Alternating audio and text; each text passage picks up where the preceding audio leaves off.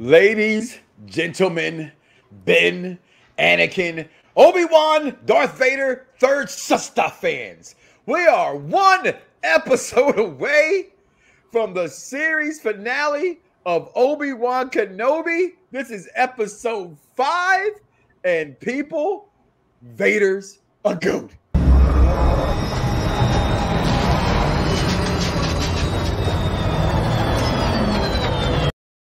We'll be right back.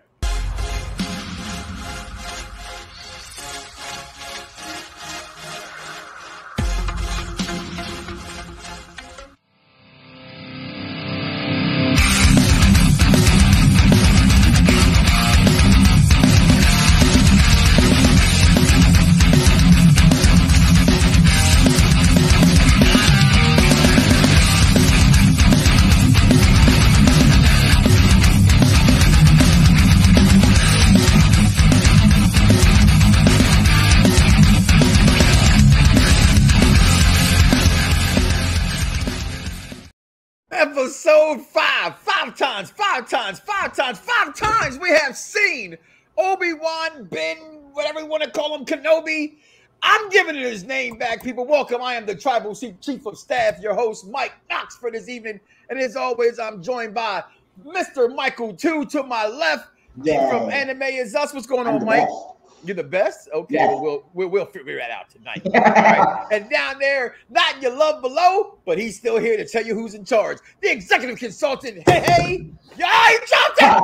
We got it. He better not edit it out. He better not edit it out. What's going on, executive consultant? Doing quite excellent, I might say. Got a chance to watch this show. I've been watching a lot this week, but got a chance to watch this show. Let's talk about it. Obi-Wan Kenobi episode 5, guys. I mean, first, I want to go around, and I'm actually going to start with you, Mr. Hey Ho Ho. Your thoughts of just watching this episode before we actually dive in, just your experience in watching this, because for me, and we can just skip me, it just keeps getting better and better. So, as I was looking at a lot of reviews online, I saw a lot of people who thought this was the best episode they've had. I don't think it's still the best episode I've seen. Nothing beats episode 3 to me when him and Obi-Wan are going at it. I'm sorry. Well, here's why I would say that I agree that this episode is a little bit better than episode 3, right? And I'm not saying it is better. I'm just saying I'm looking at multiple sides. You said you gave Obi-Wan his name back, correct? I did. And let me just ask briefly, like why did you say that? Because the show's named after him. That's the only reason. But he wasn't acting like Obi-Wan Kenobi in episode 3. But in this one, he was acting more like Obi-Wan Kenobi. Was he completely there? Was he completely, strike me down, I'll become more powerful? No, he wasn't there yet. But he was still a lot more Obi-Wan. It felt more like he was the savior that he should be. Help me, Obi-Wan Kenobi. You're my only hope. This is how he felt in this episode. Mike, the second Anime Is Us.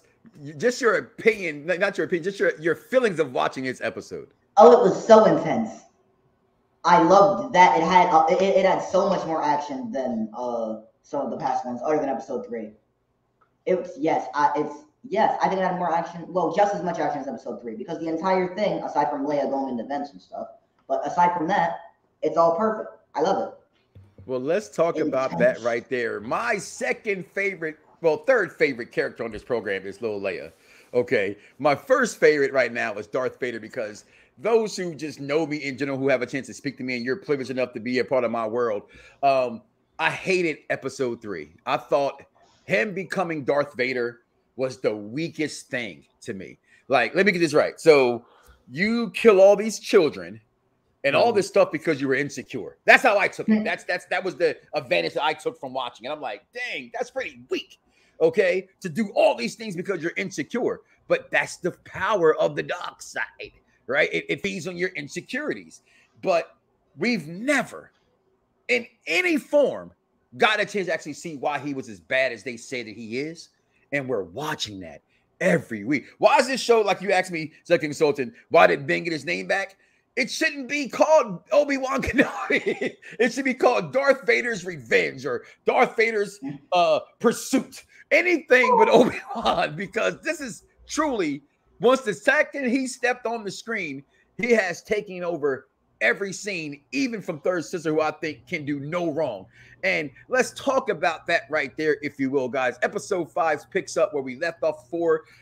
Third Sister goes. She's telling Darth Vader, he summons her to his ship. You know, she's like, he like enough with the pleasantries, because, you know, bow down before me. You know, because everybody's master in this. Another reason why I could never be a Jedi. All right, even though I am a Jedi, I was just born one. I ain't gonna be nobody's damn Padawan. And if you got to be a Padawan, I ain't gonna say master to you. I only got one master. That's my Lord and Savior. I can call him Master, Lord, God, Jesus, Jehovah. You just keep going. But I ain't never had to call him Master. Okay, don't even sound right coming from a person's mouth, Master. But anywho. So as this goes on, she kneels before her master. She's the Grand Inquisitor. She goes and they find Obi-Wan because she gets into Lola, and then they can't open the ship. And Ice Cube's son says, "Hey, we need 5 hours." And Ben's like, "No, you got an hour, right?" Then he can't fix it. He's like, I ain't small. I ain't finna go up in there. She goes, "I can do it." Then they bring Hodge back, and he's like, "He watch Leia." He's like, "I ain't nobody's babysitter, whatever. Just stay here. You're a fake Jedi. You're gonna do what I tell you to do, right?" So then Leia goes up there and beats the princess she is. I'm telling you, this girl really steals every scene that she's in that's not with, you know, Third Sister in it, right? And she hasn't seen her father yet, right? So she's literally I love her. I love everything about baby Leia. What y'all call her, Michael? Y'all call her Baba Leia. Baba Leia. Okay, I'm loving that. I love her. So she goes up there. Meanwhile, it's taking forever. Action's going on in the back. And I mean, Third Sister's approaching, and then she sits at the wall and she tells Ben. Well, no, Ben goes, "I can feel it." I guess this is where he becomes Kenobi. I can feel it. What's wrong? You were part of the 66.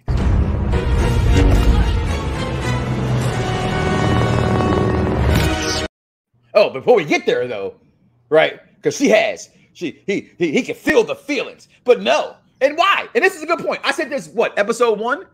It's something with her, right?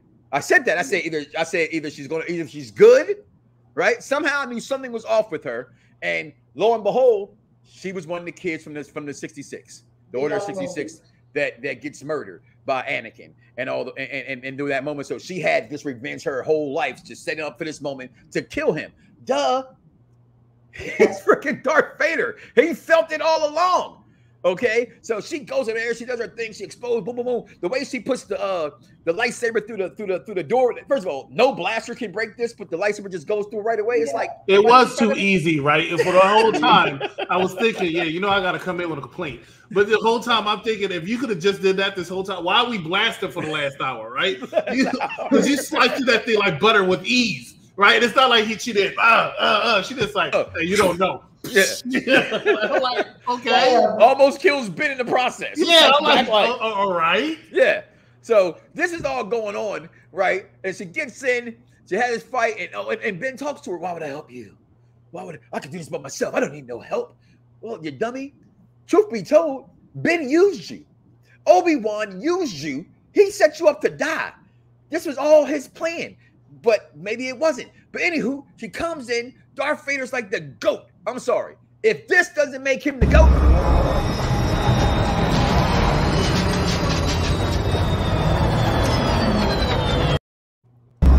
I'm sorry. You thought him just killing people just because he's walking past him, looking at them funny was crazy? This man brought out a whole ship.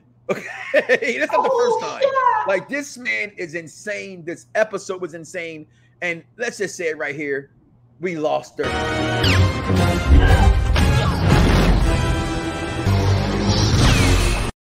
Right there, she had the flashback of Anakin killing. Well, she's still alive, you know. Right. She is still alive. Yeah. You're right. I'm sorry. She's presumably dead, right? Because they think they left her for dead, right? Yeah. Which means lets me know that Vader knows he didn't kill her. Because if he knew all these years, you were going to come for me. You know what I'm saying? So, boom. I'm going to shut up, Michael. The second, start with you. Your thoughts on this episode and where we conclude, because we definitely end with a heck of a cliffhanger. Pretty much. Yeah. Their sister knows that Raya got the microphone comm as he sent the message to Obi-Wan early in the show. I've been in the show. Now she knows about Luke, and they focus on that. So here we go. The last episode, we knew it was going to come to Luke Skywalker. It's always going to be about Luke Skywalker. Always has, always will be. Michael, your take. Okay. It is amazing. The action was amazing, and here's something that I was really confused about. When the stormtroopers were there, and she let, why did the stormtroopers not say anything about when or do anything when I just assumed she was let whispering Obi-Wan low back in? enough. Like, I thought that was weird too, because they're all just watching, but they're like slaves in a sense. So they just follow who's in charge at that moment. But it definitely appears she was whispering to Ben, even at the door, right? Like, how you whispering, but they both got force power, so they were maybe whispering enough to only hear on a frequency only, Jedis and Sith guys, whatever, can have. So I don't know, Yeah. but I guess they didn't hear. Yeah, but when he was tied up and they were, oh yeah, that was also confusing, because why would he have the stormtroopers bring him in just for him to let them put him back in? Well, that part was bring him easy. out so Well, they that put part him was back easy. in. See, that was, she knew letting them take Obi-Wan, that Obi-Wan was gonna get away. But you're right. I guess you're right. There is a little, because why would he give himself up, presumably, right? To have that happen, because they spoke about it. She openly said, "No, I'm not gonna do it." And then, so again, maybe some kind of forced mind trick that they didn't show. But yeah, good plot hole in that one, son. Keep going. And I was like, that old Grand Inquisitor's alive from that one stab, so there's no way that she's dead. Goodbye, Grand Inquisitor.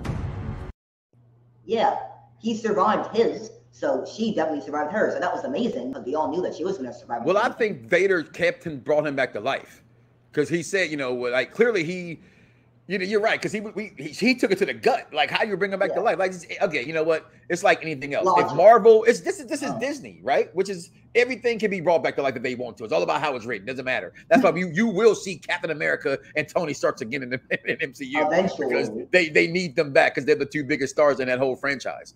All right, and that franchise is diving without the two of them, by the way. But go ahead. And the best part was the battle when second sister used third sister fought Darth Vader, and I knew that she was going to lose, but I'm surprised she lasted that long. That man was playing with his food the way you do sometimes when there's some food you don't want to eat. That man was playing with his food. Listen, when that man held her back, like, she knew she lost. And the fact she kept going.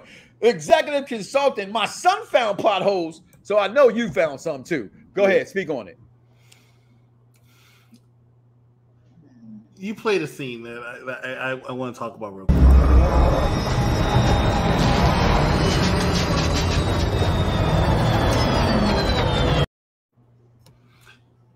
You played a scene where I want to talk about real quick.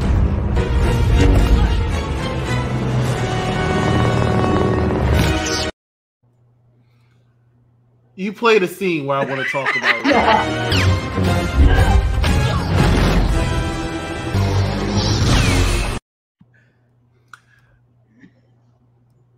Is anybody else paying attention to what's going on in this series? You said the show shouldn't be called Obi-Wan, right? Yeah, no, it shouldn't. And I want to call it Obi-Wan. I want to give respect, but then you have scenes like, you were born what the feet would bring. When I'm doing reviews, I say stealing the scene a lot, right? Yeah, you do. But when you have Darth Vader, you don't just steal scenes; you steal entire episodes of the series, right? So I can't be called Obi-Wan. They were like, we're going to get James Earl Jones to play this voice. We're going to get Darth Vader, who's arguably the greatest villain in movie history. The only person that rivals him, in my opinion, is possibly Joker and possibly Thanos. That's all possible, right? Ooh. But it's possible. Definitely Joker. But Darth Vader is badass as he was in episode 5, right? And I liked episode 3. As badass as he was in episode 6, but especially episode 5 to me. He went in this series, and it's like, what's going on, right?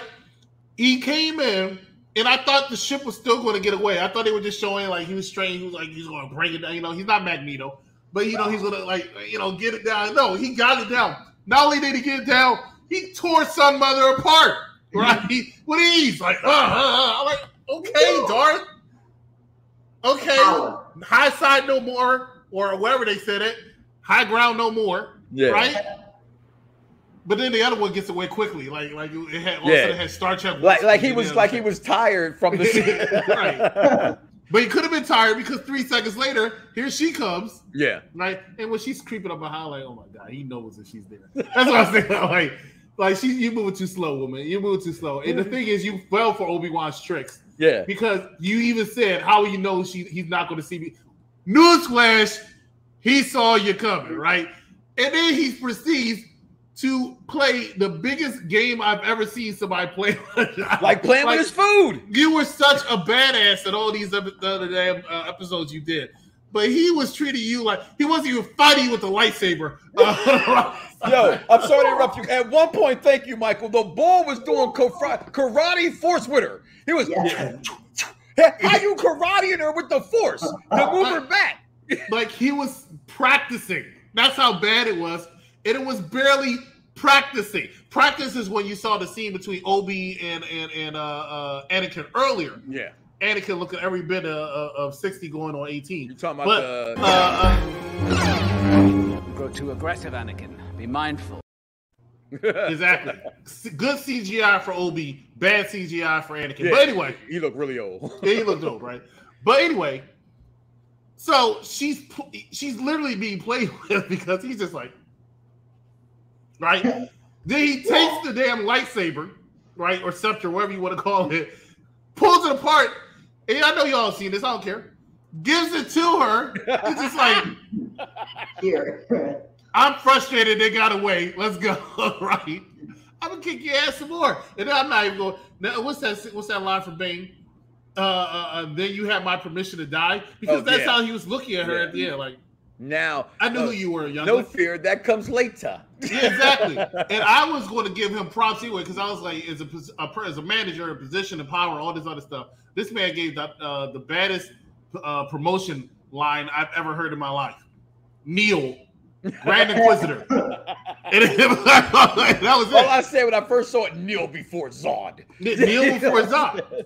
Kneel before Darth. It was a good episode. I'll talk more about what I believe is my favorite one. But I mean, God, Darth Vader. I don't think this would have worked without having him in it. I don't think they could have just had a it one-off. couldn't just be Obi-Wan.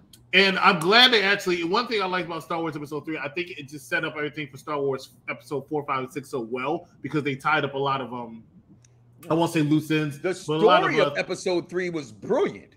It was the execution of it. But the story's great. You know what? When we do that one of those one-off things, we'll talk about it. Because unfortunately, you know, this time last year, ironically, we were doing the Star Wars franchise. But I'll say this sets up to how Darth Vader is going to find out that Luke, I am your father, and that's where this is coming from at this point. And that part, I'm like, okay. Maybe I should forgive them. He did always know Luke was. You're right. He did know that Luke was his son.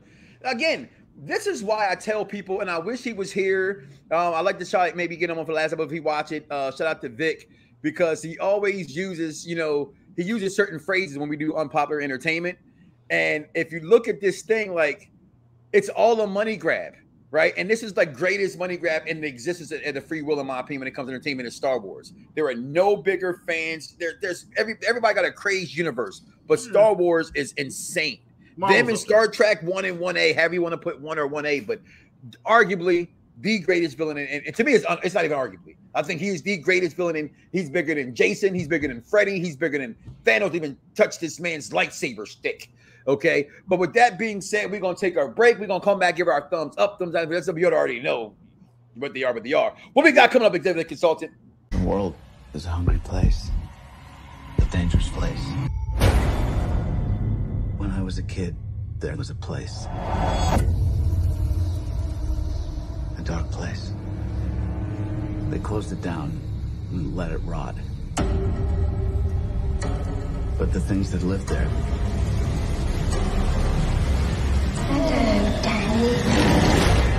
they come back.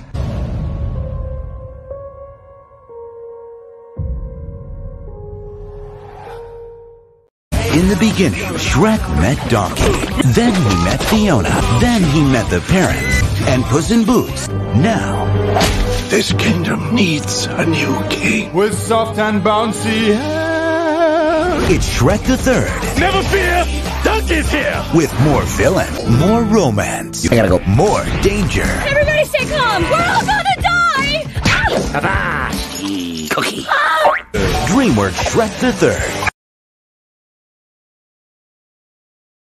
Oh, I forgot how funny some of the Shreks are. Can't wait to see you guys do a review on that. And Dr. Sheep, nope, I don't do demonic nightmares. Stephen King Dr. Sleep novels. too. Dr. Stephen King novels turned into film adaptations. I'm glad I'm not a part of that one, but we are reviewing the episode 5 of Vader Chases Kenobi is what I want to call it at this point. I don't know. First, Kenobi lost his name. Now he's lost his show. Okay.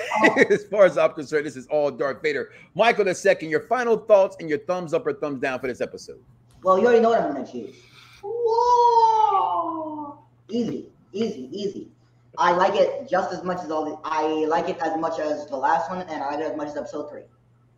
I love the fact you're like, I love the fact you're my kid, right? Because it's like I taught you guys how to enjoy things, right? It's you found plot holes and there's mistakes in there. You didn't understand some stuff, but you still like the episode. You know what I mean? That's what I build. That's what I be building. That's what I be. Executive consultant, Mr. Negative Nancy, 90% of the time. But so far in this series, I don't think we gotten a thumbs down. Did we get one today? I'll tell you what, I was telling Bad Guy Jack a couple of days ago that when it comes to series, I don't watch them while they're going. I wait until the series season is over, and then I binge watch them because I don't like waiting for – I'm impatient now, and I don't like waiting for the next one. Netflix got me spoiled. Yeah. So when I agreed to do this, I knew I was going to have to do this, and it probably, and quite honestly, it's only because of 6 episodes. It wasn't 6 episodes, I probably wouldn't do it. It would be probably hard. Yeah, it was like 13, 14. So, but anyway – I have to say, I agree. I think this is the best one. I really do. Thumbs up for me. All right. Well, I'm going to just keep that thumb right there because thumbs ups is the way that we go this way. We forcing up the thumbs in this episode. What an episode. And like I said, the cliffhanger for this episode, I'm sorry, I can't.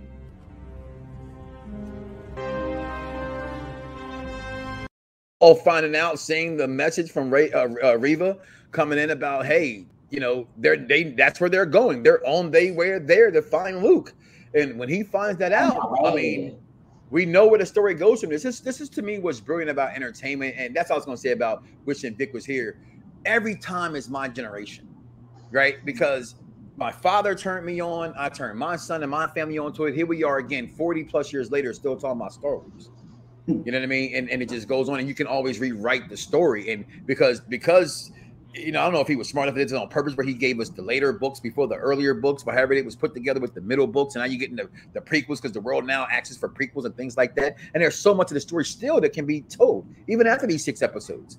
All right, so I'm here for it. I'm excited for it. I thought this episode was just phenomenal. Look for Anime Is Us, not this week because it is Black Father's Day. So happy Juneteenth. And happy Black Father's Day to all the Black fathers and the regular fathers out there too. But it's our holiday because it's on the 19th, Juneteenth Father's Day. It's this Sunday, so there will not be no Anime Is Us. Heck, you might not even see my ugly mug on the air anymore after this episode. All right, so that's a lot. We got top 5 coming up. Top 5 football movies of all time is coming up, and we got sitcoms. Top 5 sitcoms. Now you talking about doing something that's difficult to do? It's not what is the top 5 of all time. It's clearly our favorites. So just get ready for that. Because top 5 of all time, they're not in my top 5. But I know what they are in my opinion. When I Google them, on most cases, that's what top 5 is. Because if you're smart enough like I am when it comes to television, you know what ran the airwaves back in those days. So with that being said, that is Michael II, Anime Is Us. I am the tribal chief of staff. He is the executive consultant. And this has been Obi-Wan Kenobi, I'm the best one. Vader Kenobi. See y'all next week, y'all, for the final episode.